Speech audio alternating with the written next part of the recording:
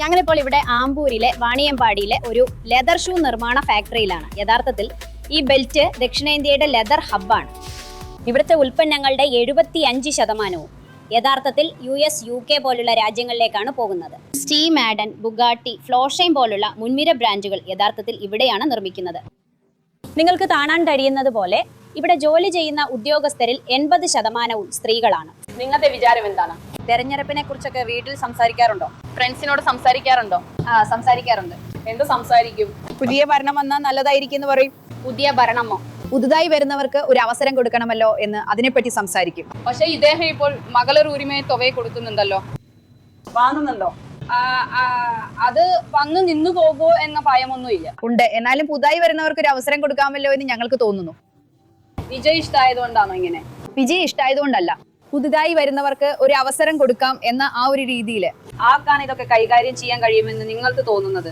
ഈ വിഷയങ്ങളിൽ വിദ്യാഭ്യാസം, സ്ത്രീകൾക്കുള്ള പദ്ധതികളും ഇവരും ചെയ്യുന്നുണ്ട്, അവരും തരാമെന്ന് പറയുന്നുണ്ട്. പിന്നെ എങ്ങനെ വ്യത്യാസം കാണും? അതാരായാലും സാരമില്ല, വരാത്തവർ വരട്ടെ.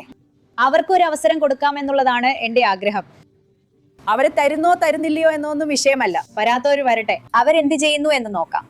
5 വർഷത്തില് നിങ്ങളുടെ വീട്ടിലും എല്ലാവരും ഇങ്ങനെ തന്നെയാണോ പറയാ? നിങ്ങളുടെ ഭർത്താവ് അങ്ങനെ പറയുമോ ഇല്ലയോ? എന്റെ ഭർത്താവ് അങ്ങനെയൊന്നും പറയില്ല. അദ്ദേഹം തമിഴനല്ല, അതുകൊണ്ട് അദ്ദേഹം പറയില്ല. ഞാൻ അദ്ദേഹത്തോട് പറയുന്നത് ഇതാണ്: നിങ്ങൾ അദ്ദേഹത്തിന് തന്നെ വോട്ട് ചെയ്യൂ. അദ്ദേഹം വന്നാലും നല്ലതാണ്, വിജയ് വന്നാലും നല്ലതാണ്, അദ്ദേഹം വന്നാലും നല്ലതാണ്. ആര് വന്നാലും ഇതുവരെ വരാത്തവര് വരണം എന്നൊരു ആഗ്രഹമുണ്ട്, അത് തന്നെ. അപ്പോൾ മഹേശ്വരി നമ്മളോട് പറയുന്നത് കഴിഞ്ഞ 5 വർഷമായി അവർ ഇവിടെ ജോലി ചെയ്യുന്നു, 2 കുട്ടികളുണ്ട് എന്നാണ്. ഒരു പുതിയ ആൾക്ക് അവസരം കൊടുക്കാനാണ് അവർ ഇഷ്ടപ്പെടുന്നത്.